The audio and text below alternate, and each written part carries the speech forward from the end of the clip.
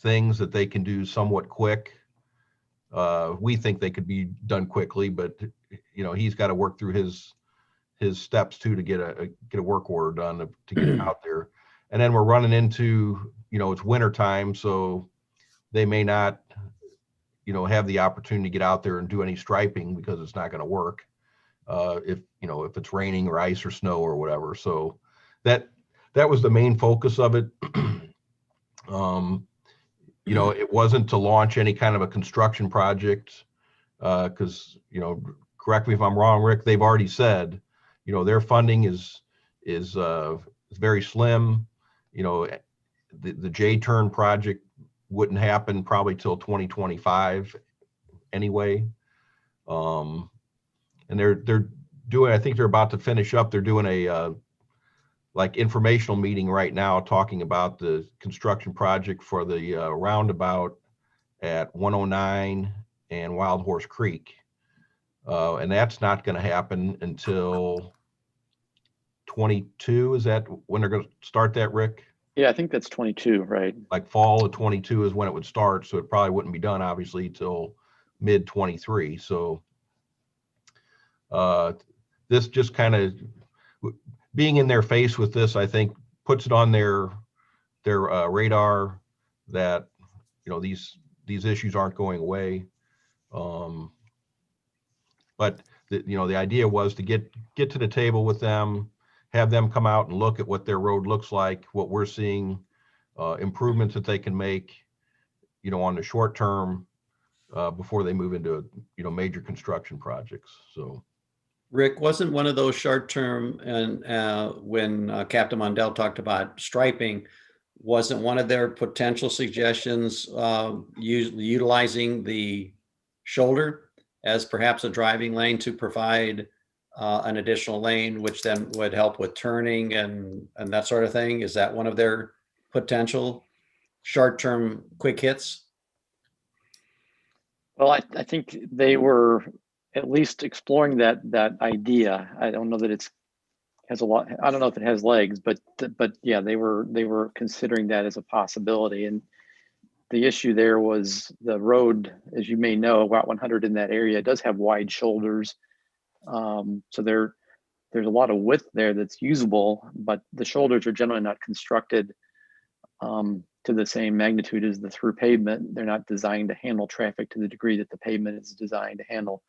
So if you shift traffic over on that shoulder, 24/7, 365, the traffic and the trucks will beat it up pretty good, and it just won't last. So now I think from their perspective, they're looking at all options, and I think that's a smart thing to look at. So we'll see if there's any possibility there for some of those locations. Mm-hmm. Okay, yeah, thank you. I just wanted to make sure I understood the end of January. So thank you. You're welcome. That was a good question. Thank you, Lynette. Anybody else? Nope. Okay. We'll move on. Old business. Update on deer count. I think Sergeant Wendling is going to address this, perhaps. Can you hear me? Yes. All right. Yeah, so we've been at it. We've already completed the northeast quadrant, and we're working currently on the southeast quadrant. We should finish that first part of next week, and then we'll begin on the west quadrant after that, and should be completed by December the 18th, as long as the weather cooperates with us to get all the counts in. So it's all well underway. We did notice, I can give you some numbers. We averaged in the first 5 mile square portion of the northeast quadrant, we averaged 121 deer out of the 3 nights that we surveyed that area. And then the second area in the northeast quadrant averaged 59 deer per night that we counted. So population up there is pretty high in the first quadrant. which was the area that we originally had surveyed in 2018. So it looks to me like there has been a bit of a reduction in the population, but I think that's attributed to the landowners in the area of Strecker and Valley. They've had some special hunt permits over the last couple of years, so I think they've thinned the population somewhat in that area, but I think it is going to be above average population still. Okay. So, and then we've noticed just as we're going along, it seems like the population seems to be getting less dense as we move to the south. So it'll be interesting to see if that kind of holds out for the rest of the areas that we're going to survey. So, but if anybody has any questions or anything, you can throw them at me. If anybody wants to come out and spend some time with us while we're doing this, you're all welcome to do that as well. It's not very exciting, but just wanted to throw the invitation out there if anybody's interested. Dave, please. Yeah, And by the way, if you have questions, go ahead and shout out because I may not, I'm squinting at times at the screen, so we'll bypass formality. Just let them fly.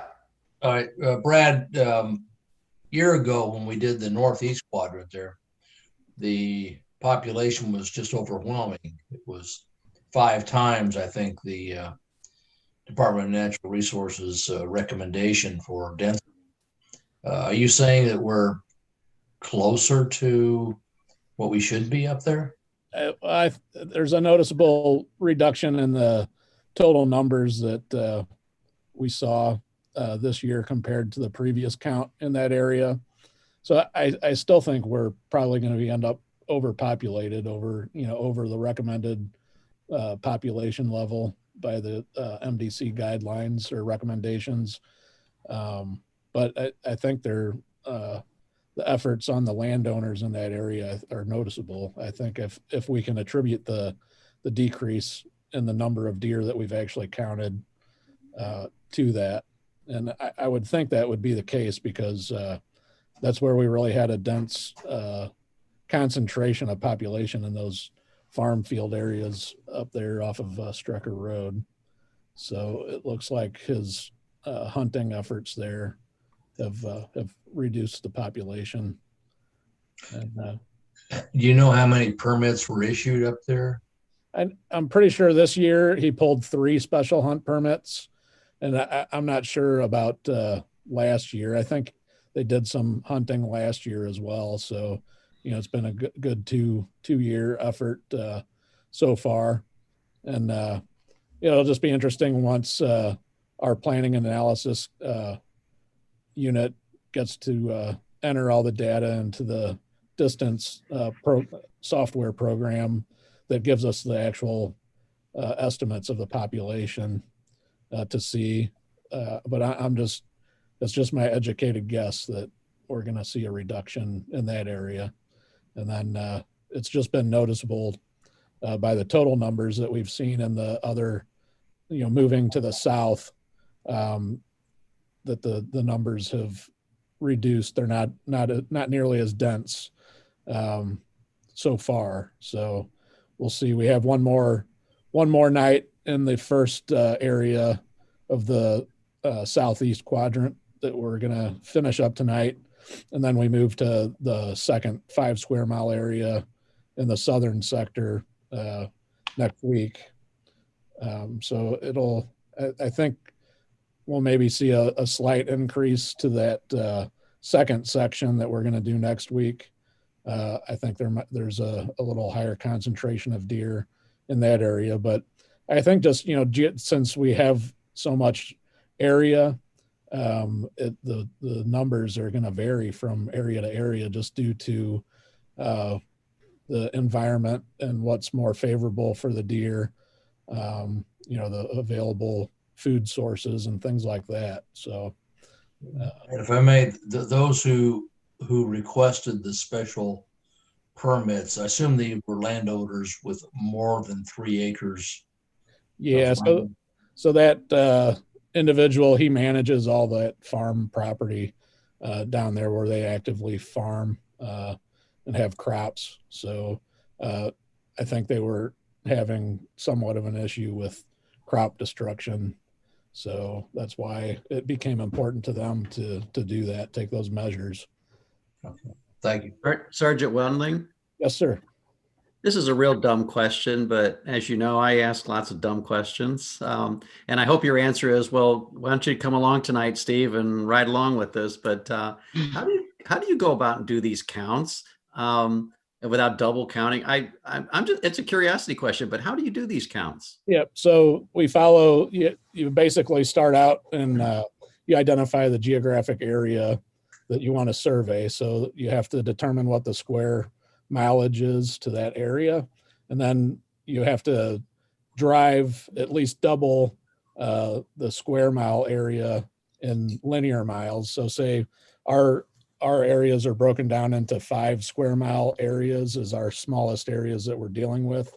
So we have to drive 10 linear miles to conduct have a valid data sample for that area to enter the information into the distance program, which calculates all the estimates on the population. So we only drive one way on the transects. So the likelihood of recounting the same deer, we're aware of that to make sure that it doesn't happen. But we can kind of keep an eye if we spot deer, we know whether or not they stay where we spotted them, or if they start to move, then we watch to see where they go, so we don't count them twice. But that's really, we drive at a rate of about 5 miles per hour or less. So it's a pretty slow process. So we're able to really kind of keep track of the movement of the deer and everything. And then the deer don't really go that far, even if you spook them and they start to run off, they really don't go a very far distance before they'll stop.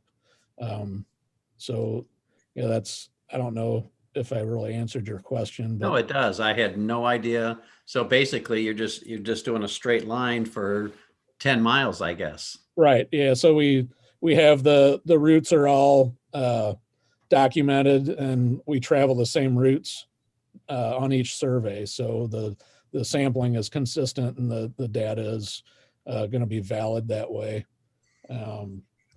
So it's you just drive very slowly when you spot a deer. You get perpendicular to the location of the deer, and then we log the location with GPS coordinates, and then we also record the distance using a rangefinder from the roadway to where the deer is located. And then all that data is entered into the computer program for the population analysis. Yes. Very interesting. Thank you. You're welcome.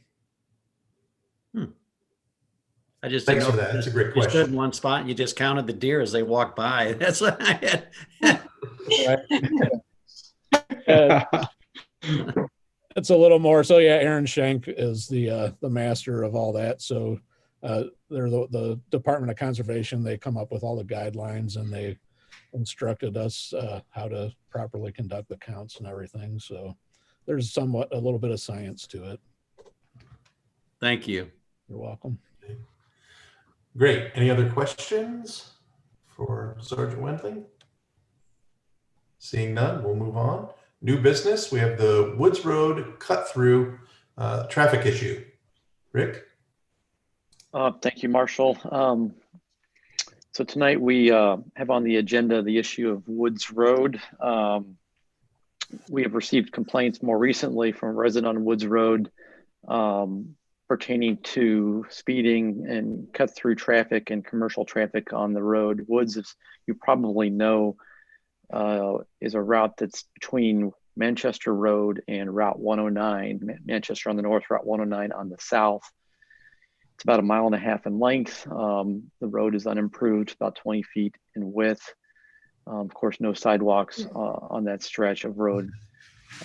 The northern section of the road, if you've not driven it, you really ought to drive it at some point. The northern section is very curvy or curvilinear, and it's has a number of almost blind turns on it, and is really kind of hazardous for larger vehicles. So for that reason, it's been some years, but I believe it was around 2007, there was an ordinance passed that restricted Woods Road from commercial vehicles. And I think the main intent there was to avoid their usage on that very northern section of the road. The road does have about 12 homes that are fronting the road. And then if you go down on Woods, there's a subdivision, Marsden Point Estates. There's another 11 homes up in that subdivision, if I counted correctly. So there are really only about 23 homes that utilize Woods Road for access, either to the north or to the south. So in some respects, it's a local street, but it does carry a significant amount of cars on it. The resident that had complained is concerned with the speeding vehicles, says they're a safety hazard to those walking or cycling on the road. He's also frustrated with the noise that's generated by the traffic, and he has requested at a minimum that the road be restricted to through traffic. I would say that this came to the Board of Public Safety in 2013, I believe. It was before I was with the City of Wildwood. At that time, they addressed this very similar issue and looked at a number of options, which frankly I've included on my memorandum as well. So they looked at actually closing the road or converting it to local traffic only at that time. So to help respond to these concerns, and in my memo, I did provide you some information relative to the traffic counts on the road.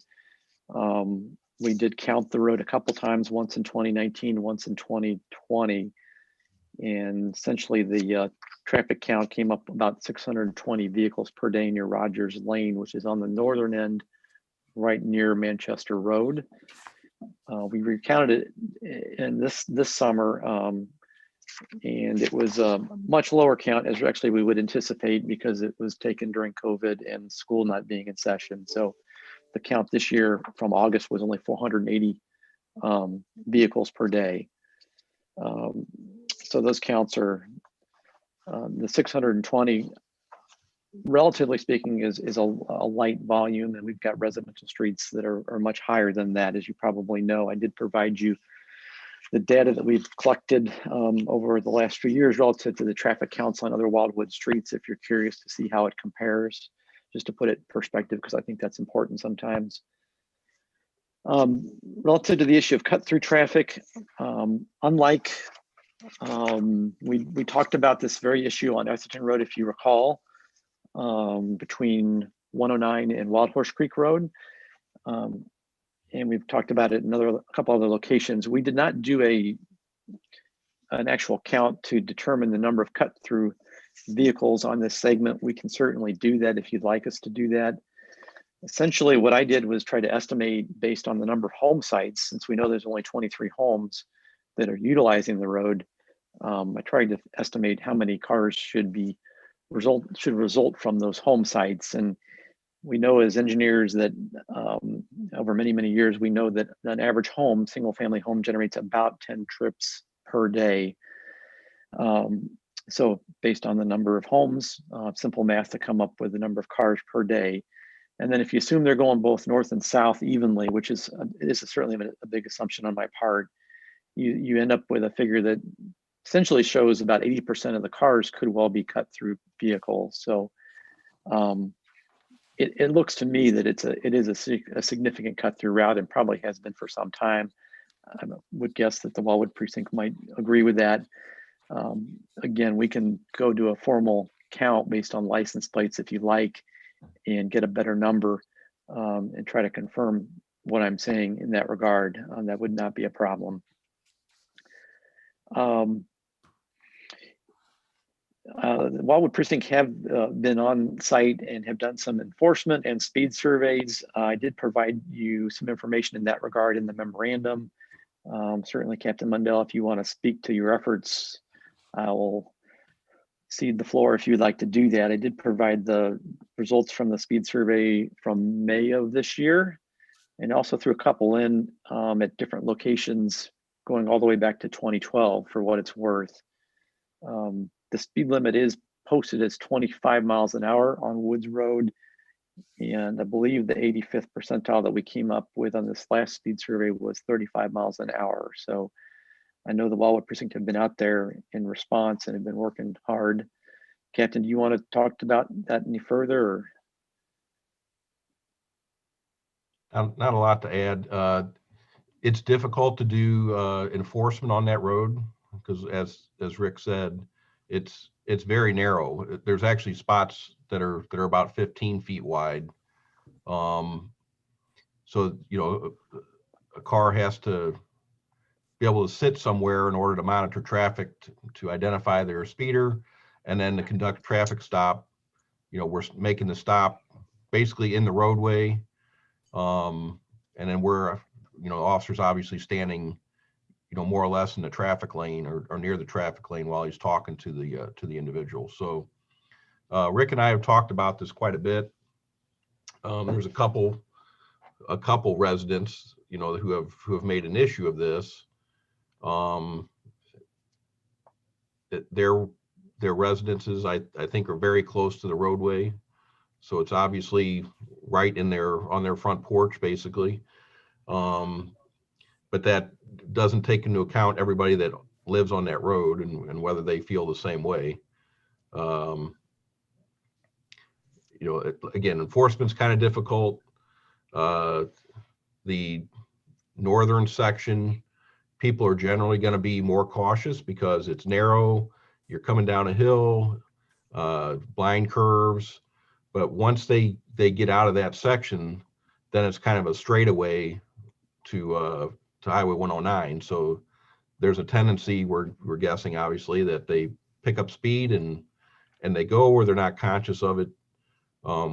We've put the radar feedback signs up there quite a bit. As far as enforcement, like I said, it's difficult for us. So I throw the ball back to Rick to rebuild the road to make it what everybody wants. But as Rick and I talked, I think we probably need to talk to everybody who lives on that street, and we're talking about 24, 23 homes.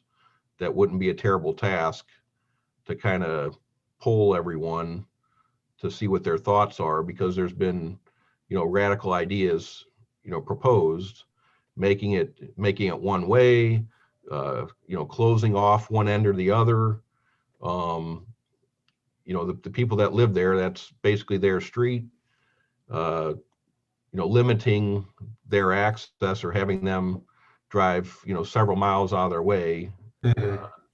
Obviously it's satisfying one or two people, but it impacts a dozen more. So I don't know what the solution is.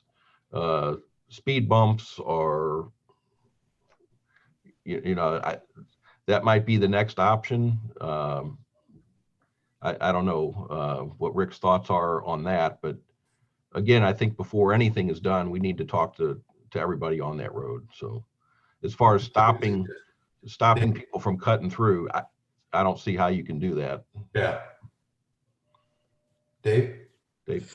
Yeah, I kind of want to echo what Captain Mundell just said, and that a couple things. I think the term cut through is a misnomer. This is a public street. It is not a private street. The residents of there on that street have obviously a concern about what goes on, but they don't own the street. So they can't say, limit it. I don't think they have the right to say limit it because we're unhappy. That's just not in the public service. We might ask them, I agree with Captain Mundell, we might ask the residents up and down that street what recommendations they might have. And one of them might be that they allow our traffic officers to use their driveways, their private driveways, as locations. Now that as Captain Mundell's pointed out before, that identifying the speeder is one thing, but pulling them over and safely in a position where everybody can get out of their cars and do the normal routine is a hazard on that street. It's too narrow. There's no shoulder. There's no place to move over. So even apprehending a speeder is a problem there. But I would go back to this homeowner and say, we are very empathetic. We appreciate what they're saying, but there really is no practical solution to this situation. If you would like to give us permission to pull, from your driveway, sit there and police, and even in fact pull people, follow people down to 109 or up to 100 and then pull them over or in a safe location, we'd be willing to do that. But there's really not much we can do to rectify that situation.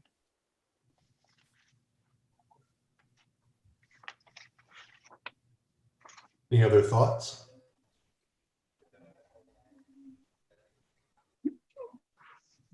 Yep, Denny?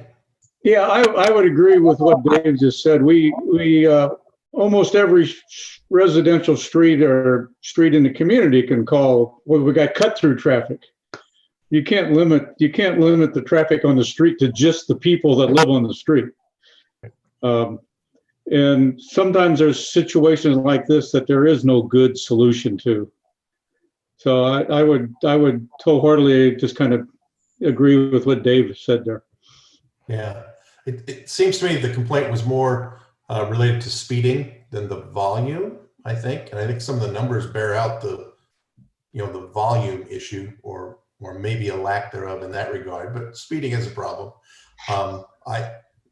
I do think Captain Mundell's idea about, talking to the residents, seeing if there's an opportunity there to, get them to allow the use of their driveways, et cetera, as points where, patrol could sit, watch, and take care of their business and do it safely is a good one. And maybe that only has to happen for a little while before people, slow it down. So, Lynette, please. Question. I just want to make sure, thank you for all the information. I keep scanning it, looking for answers, but I'll just ask. So what are we doing? What's the current state for Woods Road as far as the speed patrol? Are we able to do anything to monitor it given the road design or? I'll throw it to Brad if off the top of his head he can tell us how often he's been down there. Yeah, I mean, we get down there probably at least a couple of times a week currently. And it's just difficult. The other difficulty is not just finding a place where you can actually sit and monitor the traffic. It's finding a place that's safe for the officers to make stops. Right. So literally, I mean, it can be, pretty time consuming to conduct enforcement. So you kind of have to throw a lot of resources at it just because of the type of narrow roadway and the way the setup is. Because typically an officer would have to either wait just for safety reasons to stop violators either on Manchester Road or on 109. And 109 is a pretty dangerous location to choose for, stopping vehicles. But so it's just kind of, it's not like a typical location in a subdivision, say, where there's plenty of space and it's safe for officers to stop violators right in the immediate area. So, but the traffic officers sit down there quite a bit, and they actually do sit in the one residence driveway currently. There's one gentleman that is, pretty concerned about the situation, so they try to spend, dedicate some time down there to address it. Okay, so it sounds like the talking to the residents and getting permission to use the driveways is a possibility because it already exists today for the one Yeah. resident. So I mean, we could just as far as to have more effective enforcement, I guess if your goal is to stop more violators, you would want to have a strategy to where you could choose different locations to where you're sitting. So people may not expect you to be there. So you might increase the frequency of violations that you actually are able to observe. So I think there's really a limited number of driveways that on Woods Road. I think there's probably only about three or four at the most. So yeah, but I mean, I think it's something that we can do just to kind of change it up, and it might allow us to actually stop a few more violators, because I think people may get accustomed to sitting in one place, so they'll maybe slow down when they get to that area. But when you get further up to the north, there's just nowhere to sit. So it's really where it flattens out down on the south end for places that we're able to really monitor the traffic. And I did hear you say that you have to throw resources at it, or it may take more staff than other places. Yeah, just because of the total amount of time that it would take for an enforcement contact is extended. So, the amount of violators that you can stop within the time that you have available to sit at the location is greatly reduced, because you're burning up more time following somebody for probably 2 minutes plus, and then to make your stop, and then you do that, and then you have to get back. So it just kind of extends you don't have as many contacts per hour as you would in a setup or location where you have more, space to pull people over right away. Yeah, and I'm just looking for information. I'm not necessarily assuming that we don't do anything right. Sure. Yeah. Okay, that helps. Okay. I'll add to that. We looked at crash data. So it's obviously a nuisance, to the residents that live there. The past 3 years, this year, 19 and 18, there's only been one crash per year on Woods Road. So the speed isn't producing crashes. Matter of fact, the last one that occurred, or the one for 2020 occurred in October, and that was a younger driver, probably inexperienced. Their wheels got off the edge of the pavement, and they were in a truck. They couldn't correct it, and they ended up turning the SUV on its side in the ditch along the road. Ouch. And suffered some minor injuries, but they weren't drunk. They weren't flying down the road. It was just, it's a narrow road, and it's dark, and this was at I think like 10 o'clock at night. So why it happened, the driver couldn't say why it happened, other than they just ventured to the edge a little bit too close and dropped off. So sure. So I'm taking it we've had some contact with Mr. Duncan at least. Maybe we can find out from him. Does he, are there specific days or times that he's noticing it more or less? And perhaps if we talk to him and maybe a few others, maybe give you an idea of when to send a car to the area, if we can use a driveway, and see if we can influence some behavior that way. Rick and I talked about, if there's additional signage, warning signage. There's really not, because I think people are slow and cautious in the hill, curves, blind curves. They're fine. I mean, it's actually startling, during the day. I've driven up that road, and you can't see anything, and you come around a curve and somebody's right there. Now they're usually going at a low speed too, so you can react to each other. No, we're not having high speed people, going up the hill and running people into the ditch or anything like that. Right.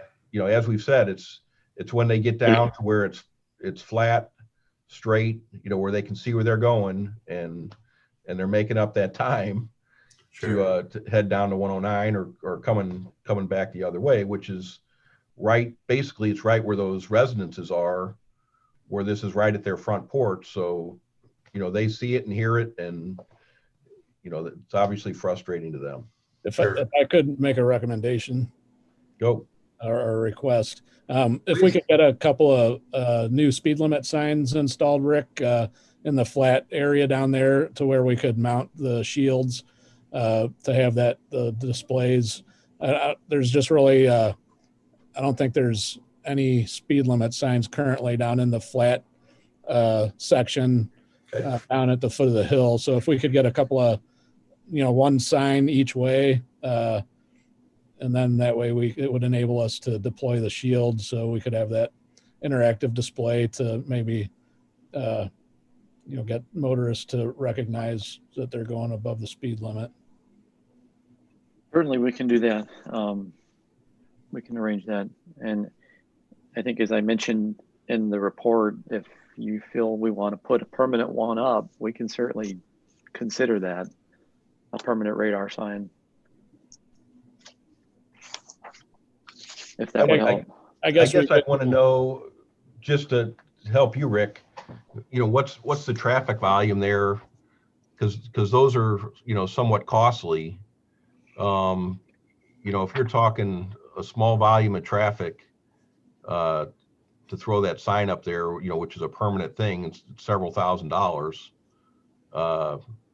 For you, is that the best place to put it, or the most, you know, best use of your money there? Well, that's a good point. And that's one of the reasons we have an item on the agenda about a traffic speeding policy. Yeah.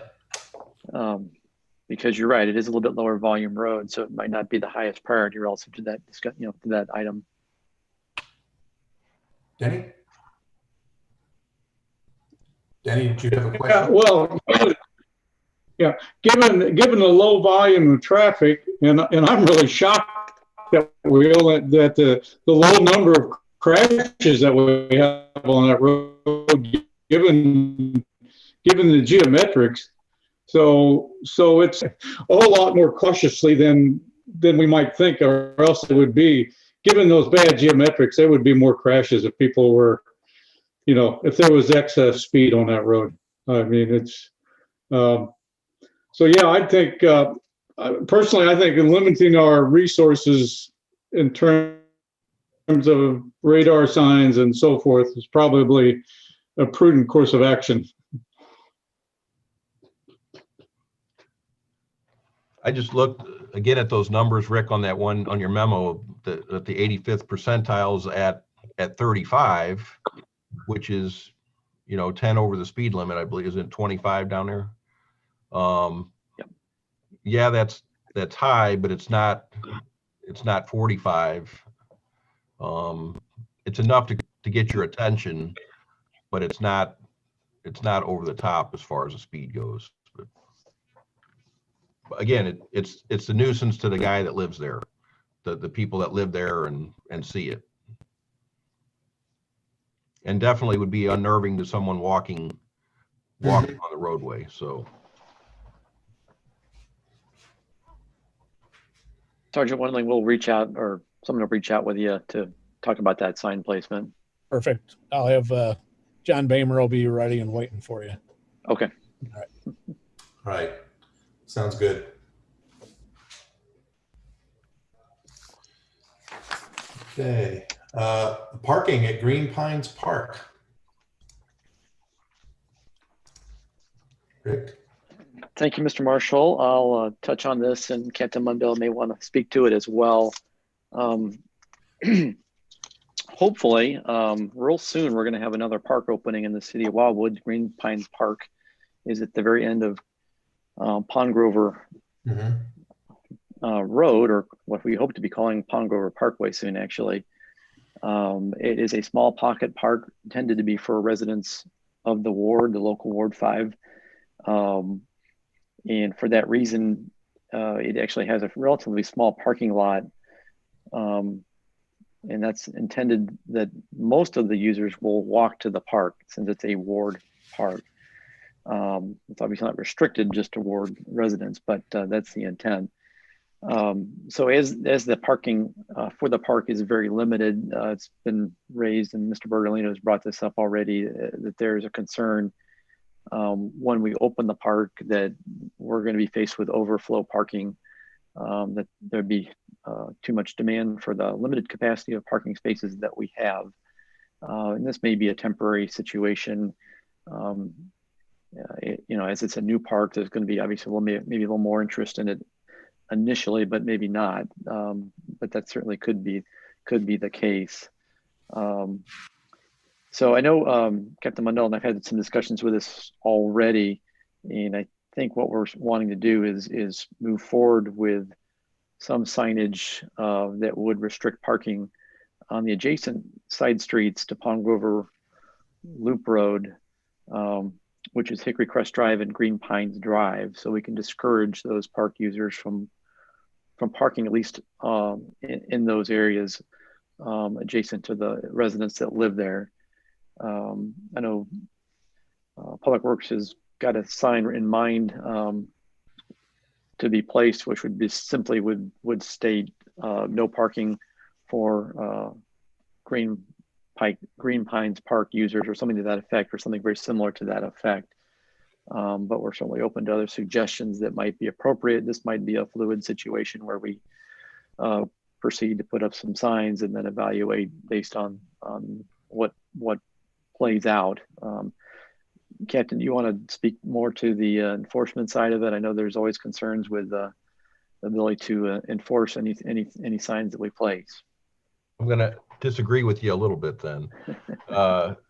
Obviously prohibiting certain people from parking on the street puts us in a spot of, is this person at the park? Are they a friend of someone? Are they a neighbor of someone? I only went to the park for a minute and then I went to this person's house. Splitting the hair becomes an issue for us. That we have to bring a resident in as far as, well, you called, so you're now the star witness for this guy getting a ticket, more or less. Would it be better to put a time restriction in there that between whenever, daytime hours that the park closes, or is there already signs posted there, Rick, for the intersection, not to be too close to the intersection? I meant to look the last time I went through there. But it'll obviously aggravate people that I can't park in front of my own house where I've been parking since my house was built. Now I can't park there because of the park. I was going to suggest the actual parkway is very wide. The striping that's there is pretty much worn away to nothing. It's very, very light. That if you restriped the parkway and paint some parking slots on one side as an overflow parking area.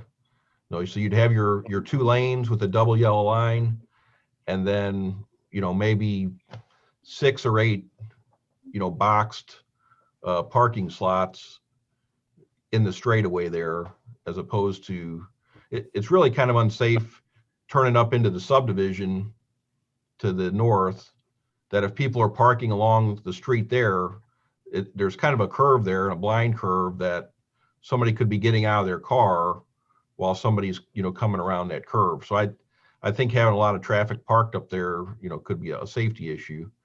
And Dave, go ahead. I was going to ask you saw firsthand how when the weather's nice, what was the crowd like, I guess? Yeah, well, Steve is more firsthand than me. I was out of town, but Steve handled it. My recommendation, folks, is that we'd kind of promise the residents in immediate proximity to the park that we would do something to help prevent parking in front of their house. Okay, I would recommend that we put up, as I think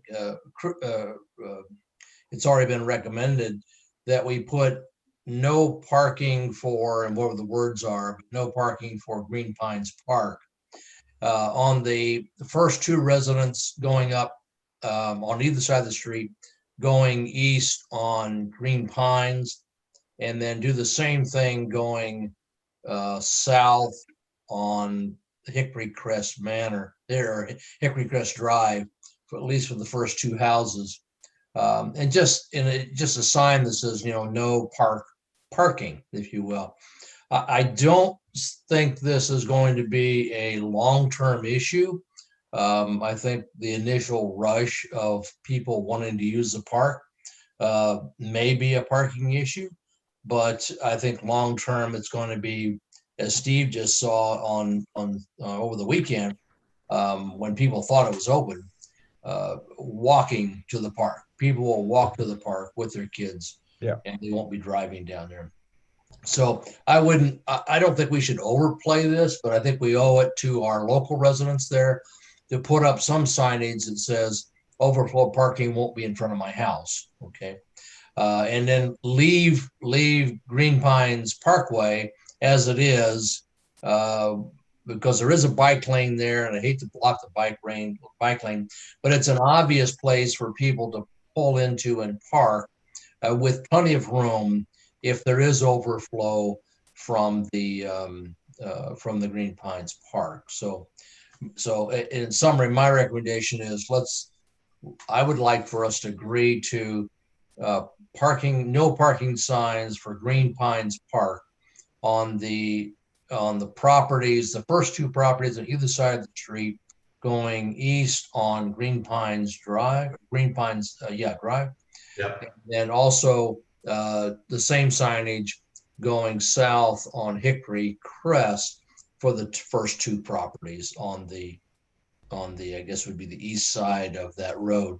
On the other side, the west side of that road, that property, the first property or so, is the house there doesn't front Hickory Crest, it fronts around the corner. So I think we could allow parking for at least a couple, 3 cars on that stretch, which really it's next to the monument and vacant, if you will, vacant land, if you will, on the right-hand side. So that would be my recommendation. Okay. We'll take that sort of as a motion, if you will. Any discussion? Yeah, Dave. Yeah, I'm sorry, guys. I have another commitment at 7:30. I'm gonna have to drop out here. I've said my two cents on one of the critical issues. So I'm sorry, but I've got to leave. And Understood. I'll catch you next time. Thanks. Okay. Thanks, Dave. So anybody have any concerns about the suggestion from Dave about placing the signs on the first, say, in front of the first 2 homes in either direction, limiting the parking? Rick, any concerns with that? Not from my vantage point. It's pretty simple for us to put those signs up. We would probably contact the residents before we do that and make sure there's no issues, just to be sure. But I don't think there's any issues from our perspective. Okay. Steve? I'll just, Mr. Berlino had mentioned that I was there on Friday, the day after Thanksgiving. One of the residents right there on the corner had called him because there were a number of families using the park, and the park really had not officially been opened. And in fact, the liability still rested with the contractor. So Mr. Berlino was out of town, so he called me. I did go over to the park. There were 2 cars in the parking lot. I think the parking lot holds 5 vehicles. So there were 2 there, but 3 other families had walked. They were pushing strollers. So I think the fact that it's supposed to be a walking park, I think at least it was evidenced to be that way, at least on Friday. The contractor came as well, and he and I talked, and he politely asked the folks to leave, and then chained off and locked off the park until he was able to finish doing what he needed to do. But most of the people that were there, which shouldn't have been there at all, but the folks who were there had walked to the park rather than driven to the park. Okay. Denny, please. Yeah, I agree with Dave's general approach of, we don't know how big a problem it is, or if it is a problem. So maybe we should take this in small steps and do something simple and inexpensive, like the signs that Rick was talking about. And then if it becomes a bigger issue, then all of a sudden we see that we have an overflow parking problem. Maybe we then go back and look at what Captain Mundell, reconsider that when we just see how big the problem is. Agreed. Anybody object to that plan? Just, slow rolling it, if you will. A couple of signs either side, Green Pines, Hickory Crest in front of the first affected homes. See how that goes. So without objection, that would be our recommendation, right? That would be fine. Thank you. Thank you.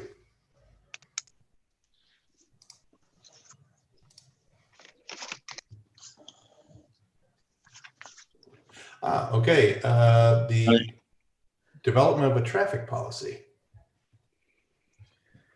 Can I back up for 1 second? Yes. So Rick, does that fall under your authority to post no parking signs without having to go through an ordinance process? Is it the easy fix is just to get them up there temporarily anyway, right? Yeah, I think I was thinking that same thing. I would suggest, yeah, we move forward with install the signs, and then in the meantime, I will double check with our city attorney and get his recommendation. If there's a sense that we need to pass an ordinance, a specific ordinance to go along with it, I'd have to bring that back to the Board of Public Safety at that time, or maybe the next meeting. I believe we don't need that, but I'd like to confirm that with John Young, perhaps. Okay, thank you. Jim, I thought you subscribed to the it's easier to ask for forgiveness than permission theory. I know I do. Go out there tonight, Rick, and then nobody will see you in the dark. He's like a ninja. I'll hold the flashlight for you, Rick. That's right. Yeah, send the deer counting crew over there. Okay, so a lot of the issues tonight, dovetail right into this development of a traffic policy to respond. So, Rick? Yes, Mr. Marshall. Yeah, I think this item on the agenda was as a result of discussions that Captain and I have had about addressing speeding traffic on residential streets. And as you know, it seems we're bringing these to you fairly frequently. It does seem to be a little bit more challenging these days, and that may be in large part because people are working from home more because of COVID, and they're home and they experience the problems firsthand more than they might normally or may have used to. So we're doing our best to address these complaints as they come in. And they're, as you I think understand, they're pretty widespread throughout the city. They just kind of percolate randomly on different streets, and there's really no rhyme or reason to it, but the problem seems to be out there nonetheless, and it's fairly consistent in the complaint that we get. So the thought was that maybe we should approach this in a more formal manner and put our approach in writing and develop a formal policy that we can use to follow our response, make sure we're being consistent from complaint to complaint, and then be even more transparent so that we can say this is what we do generally to follow the policy. That way council knows how we're responding to these complaints. So I put down in the memo a number of goals that I thought would be obtained potentially by passing a policy. Again, it's just to document the process and the criteria that we're going to follow in responding to speeding complaints, to provide a consistent and fair response citywide to this issue for both the Wildwood Precinct and Public Works Department, to respond to these requests based on data that we obtain objectively i.e. speed surveys, crash numbers, things like that. And then to outline a response that would be proportionate to the problem. And that's what we talked about earlier on Woods Road. If a road has a lower volume of traffic on it, it probably won't warrant as much of a response as one that might have a higher volume of traffic on it. So we try to put in writing, that criteria based on those kind of things. Also, it would document people would be clear on what response would be provided based on the magnitude of the speeding, the problem that's at hand. Again, transparency so that folks know how we're planning on responding when we get a complaint. And I did note that we would like to provide a little bit of flexibility in the policy to address or allow variances, because there's seemingly always conditions that are different or unique or don't quite fit the mold. So we try to build that into the policy as well. And I think the other part of it is it would allow us hopefully to maybe require us to communicate to all parties involved more effectively. And sometimes that happens, sometimes it could be hit or miss, frankly. But to really outline in the policy that, when a resident complains, we're going to address it this way, and then we may escalate it to include the subdivision HOA, and maybe we also include the ward council members on those communications so they're aware of what's going on. And finally, I think I mentioned, and I think this is important too, we talked about Woods Road has come up in the past. Well, this would allow us to track maybe these complaints so that when that road or whatever other road comes up 5 years from now, we can certainly go back to that discussion and the decisions that were reached at that time. So those are some of the things that I think could be attained by enacting a formal policy. I know that there are some cities that have this kind of policy in place. I don't know that all do, but I know that like the city of O'Fallon, Missouri, and I believe St. Charles City does as well. And I'm sure there's others out there. If you'd like us to do a little more research in regards to what municipalities do have something more formally adopted, we can certainly do that as part of this process. But again, I think it would be, it would help in our response. And I think it would also help, and might even alleviate bringing some of these to you all as board members, because we might be able to resolve them more easily in our response. So the recommendation to you tonight is that we start that process of developing the policy. And again, the thought would be, once we develop it, we would bring it right back to you as board members to review it and critique it. And then if you like it, approve it. And I would expect that we would have to take it to city council after that point, and the whole city council would have to weigh in on it as well. Captain, do you want to add anything to that I haven't already said? No, it gives, I think we've kind of had already developed our own, it's kind of unwritten at the moment.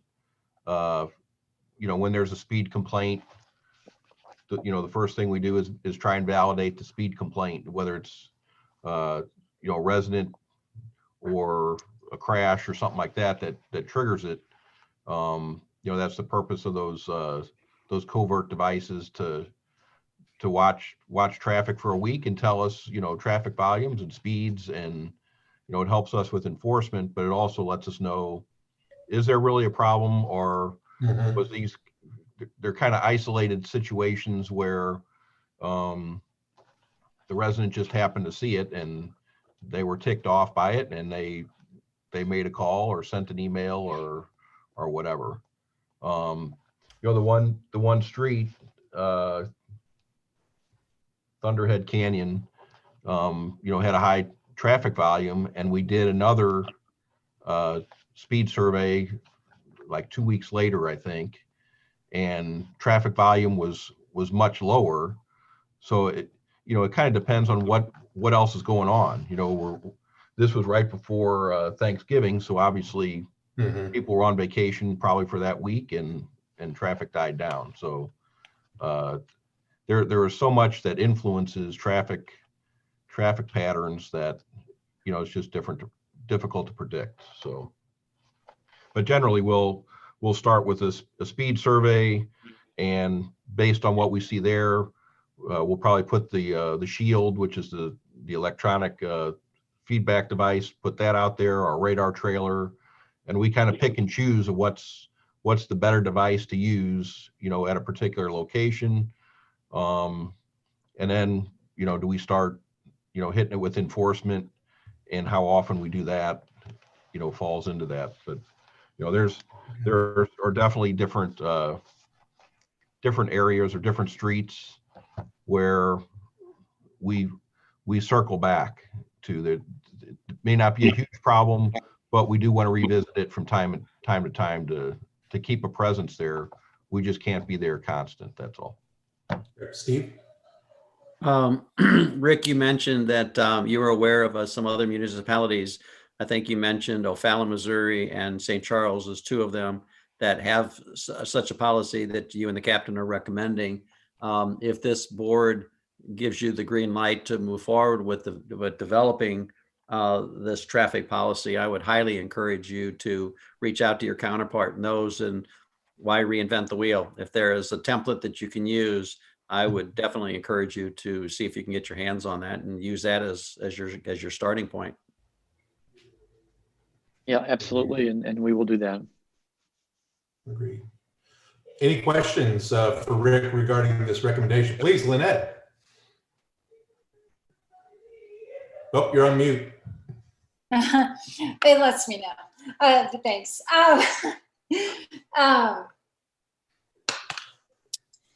Yeah, so I like standards. So having a document is good.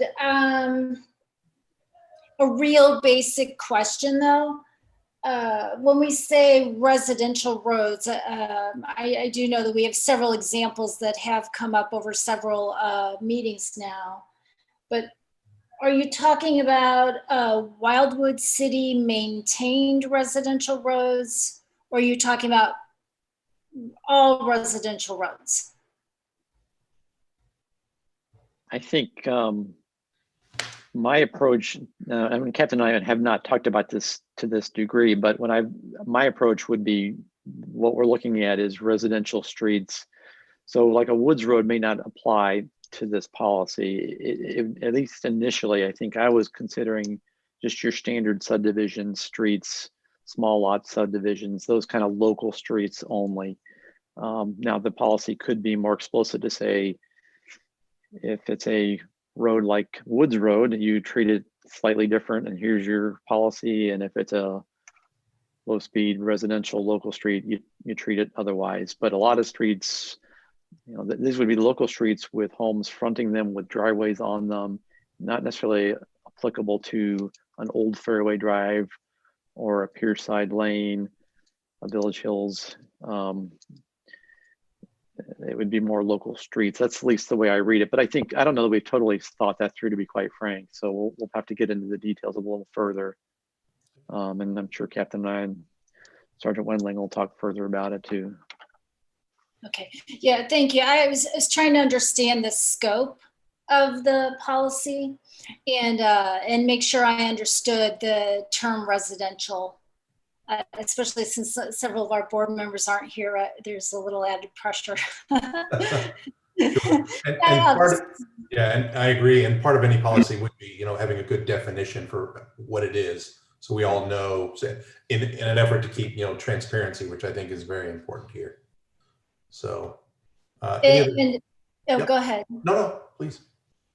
Well, I was just going to add, depending on that definition, there could be other details to go into consideration, like other current ordinances that are in place, or maybe things that might need to be modified or added.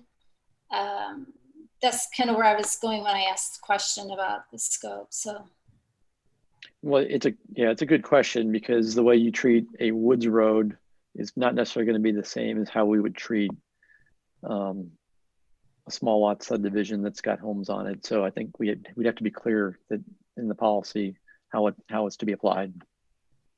Right, or maybe an option to start with those, the residential streets with the driveways just to get started, because I do know that reviewing this does take some time, and then maybe be additive over time. But I'm still learning how the city operates, so just throwing that out. No, that's a good point. Very good point. Okay. Any other thoughts or concerns? I think it's a great recommendation. Anybody else? No? Hearing that, I think we ought to move full speed ahead and start developing that. And when you get some things together, bring it back to us. Any objection to that from anybody? No. It's a good plan, Rick and Jim. I really appreciate the thought you've put into this. It's a real good idea. That has been one of my concerns as we get more, or as we've had more and more of these, that, my concern's been, how do we maintain consistency in how we treat this? And I think that's important for everybody, to be fair in as much as possible. Yep. So good idea. Thank you both.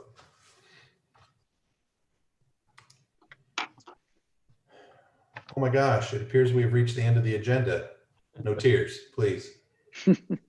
So any other thoughts or things to bring before the board for the good of the group? Well, hearing none, I thank everybody for attending and anyone who was watching. I appreciate that as well. And with that, I think we are adjourned. Thank you, everybody. Mr. Collier, Yes, sir. I have a question for you, sir. Do you know who Jim Gaffigan is? Yes. So you know where I'm going with that? Most likely. We went and saw him in concert last year. So how many people have told you you look and act just like Jim Gaffigan? Well, I wish I had his talent. Or his money? Yeah. Or more importantly, his